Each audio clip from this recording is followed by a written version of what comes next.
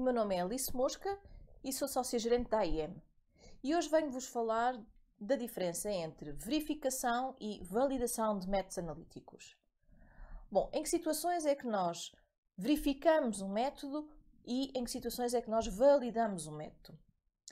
Imaginem que estão a utilizar um método normalizado e que o querem implementar no vosso laboratório, com o vosso equipamento, o vosso pessoal, nas vossas condições ambientais. Será que eu posso implementar o método e começar a trabalhar com ele em rotina sem fazer mais nada? Quem é que me garante que as características de desempenho desse método, que foram avaliadas pelos laboratórios que participaram no processo de normalização daquele método, são cumpridas nas condições do meu laboratório? Por exemplo, os limites de quantificação, por exemplo, a linearidade, por exemplo, a exatidão, que engloba a precisão e a veracidade do método. Quem é que me garante que nas minhas condições eu consigo ter as mesmas características, garantir as características de desempenho que vêm especificadas no método normalizado?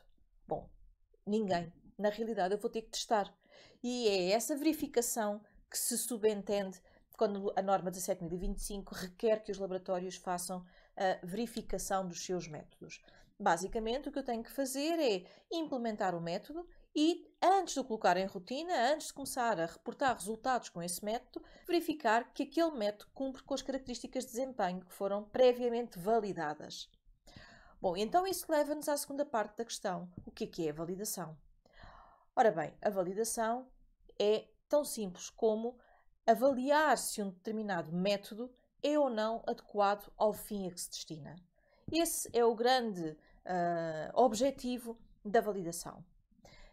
Para exemplificar, talvez seja mais fácil se vocês imaginarem que têm um método normalizado para fazer a determinação, por exemplo, de alumínio, por absorção atómica, por exemplo, e em águas para consumo humano.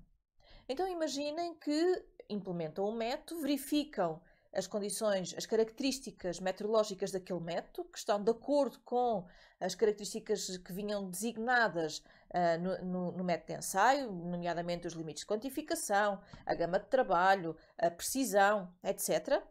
E, portanto, depois de fazerem essa verificação do vosso método, implementam o método em rotina e começam a reportar resultados. E um belo dia, um cliente chega ao vosso laboratório e pede-vos para fazer a determinação de alumínio numa água, mas aquela água não é uma água de consumo, é uma água para hemodiálise, imaginemos. Será que o método que vocês têm implementado para fazer a determinação de alumínio em águas de consumo é adequado à determinação do alumínio para este novo fim, para águas para hemodiálise?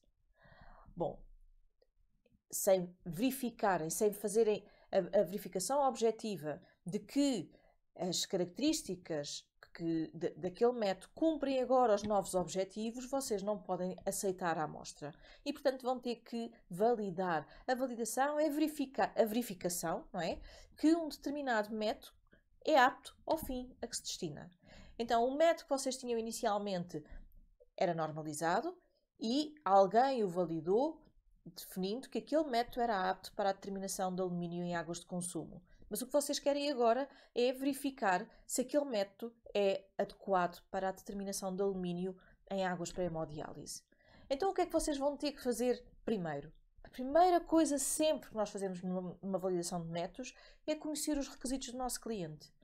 E esses requisitos, às vezes nem o próprio cliente direto os conhece, estão na legislação, muitas das vezes, e, portanto, cabe ao laboratório saber quais são esses requisitos. Então, a primeira coisa que eu faria numa situação destas seria ir ver a legislação e ver o que é que a legislação requer, por exemplo, como valor máximo admissível de alumínio naquela água, ou se existe mais algum requisito que seja necessário cumprir. Então, era expectável que, se calhar, os limites de quantificação que eu tinha determinado para as águas de consumo talvez não fossem adequados para as águas para hemodiálise. Ou, eventualmente, os interferentes que tinham sido avaliados no método normalizado talvez não contabilizem todos os interferentes que poderão influenciar uma gama de trabalho mais baixa para as águas de hemodiálise.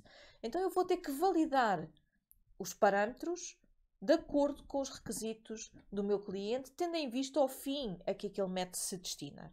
Então, a seguir a conhecer os requisitos do cliente, eu vou escolher os parâmetros a validar. E para além de escolher os parâmetros a validar, eu vou ter que escolher a metodologia que vou utilizar para a validação desses parâmetros. Por exemplo, os limiares analíticos, limites de teste de quantificação, podem ser contabilizados com diferentes metodologias, recorrendo a diferentes testes estatísticos, com base nos desvios padrão de um branco, com base nos desvios padrão de um padrão de concentração vestigial, através do desvio padrão associado à reta de calibração. Portanto, há diversas metodologias que me permitem fazer a avaliação dos parâmetros que eu vou validar. Então, esse é o passo a seguir. Escrutinar os métodos existentes e definir quais os métodos estatísticos que eu vou utilizar para fazer a validação dos diferentes parâmetros. E depois vou realizar, obviamente, os ensaios de validação de acordo com a metodologia que defini previamente.